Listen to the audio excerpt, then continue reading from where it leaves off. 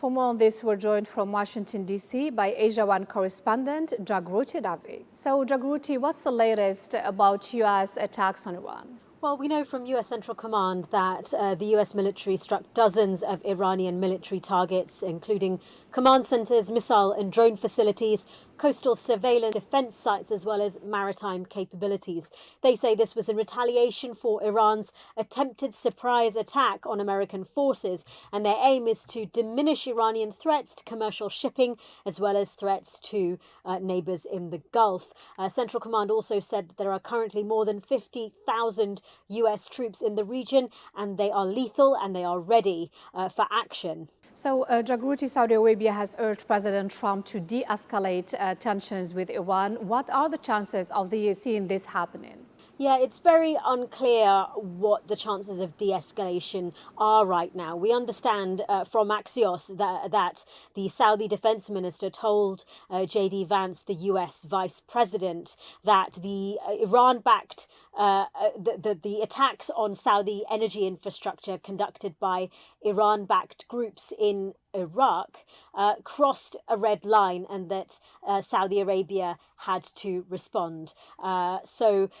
The U.S. Saudi airstrikes were against Iran-backed groups in Iraq, and that was in response to those attacks on Saudi energy infrastructure. Saudi Arabia has also reportedly said that they don't need the U.S. to get involved with the Houthis, that they are continuing the negotiations. Of course, there's that Houthi blockade of the Red Sea and of Saudi Arabian ports. But what we're seeing is that more and more countries are getting into the crosshairs of this conflict.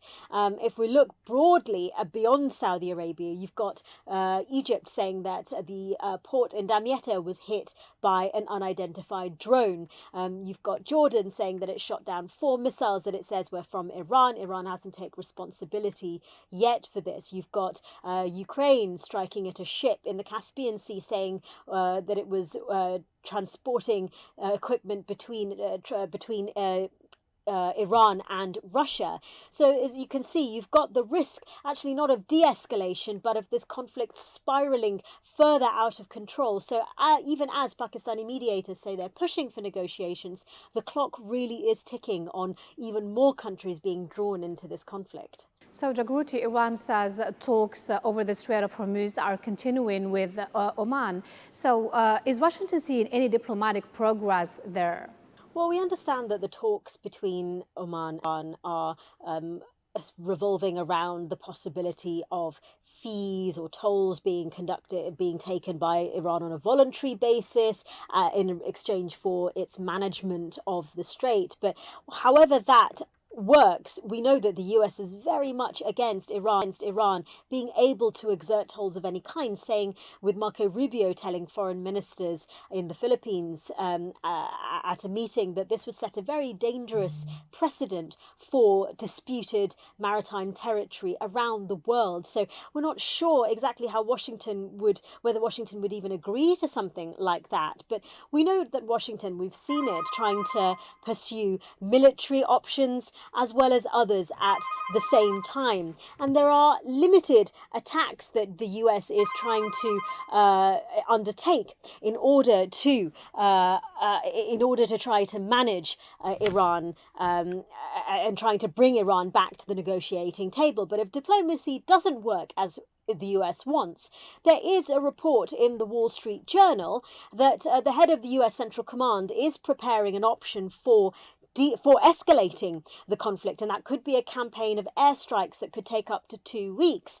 But some experts have saying that what this war has shown is actually the limitation of military pressure on Iran, because we are seeing an Iran that's willing to bear the punishment, potentially banking on the US and its allies running low on weapons or spending more money than they can afford on the war, and possibly an Iran that is unlikely to relinquish control of the Strait of Hormuz. So then we look at what are Washington's options for diplomacy if it's not willing to accept Iranian control in the Strait of Hormuz, and also to what extent is Washington willing to pursue an even deeper escalation.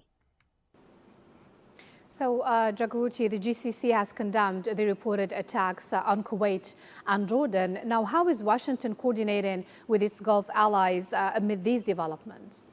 Yeah, so Washington has repeatedly assured that it won't do anything to damage the security of its Gulf allies. And it says that the strikes that it is conducting against Iran are to try to degrade Iran's ability to attack infrastructure in neighboring Gulf countries. Remember, the US also has long-standing defense commitments with the Gulf. We've just been talking about Saudi Arabian officials meeting with US counterparts, with meeting Donald Trump at the highest level here. But there's an interesting report by Reuters which suggests that the US is also a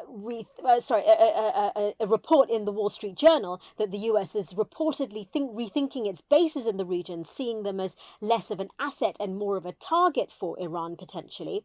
And this Reuters report that I'm mentioning is also one that it says that the Gulf countries are actually looking to Beijing rather than to Washington to try to limit the impacts of the war, thinking that China could use its economic pressure as leverage over Tehran, seeing as the US military pressure might not be working. Now remember, China is a big buyer of Gulf oil and is Iran's biggest trading partner. That has its advantages, but also puts China in a delicate position. Now, Donald Trump has said that he would be disappointed if China sends weapons to Iran, and this is following a Reuters report that Iran could be getting around 400 Chinese-made shoulder-fired missiles in the next few weeks. China's foreign ministry has said that these reports are inconsistent with the facts and without basis.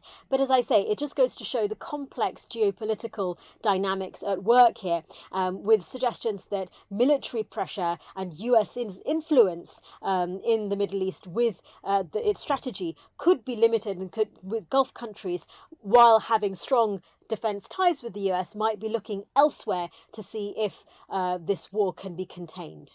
Jagruti Dave, thank you so much.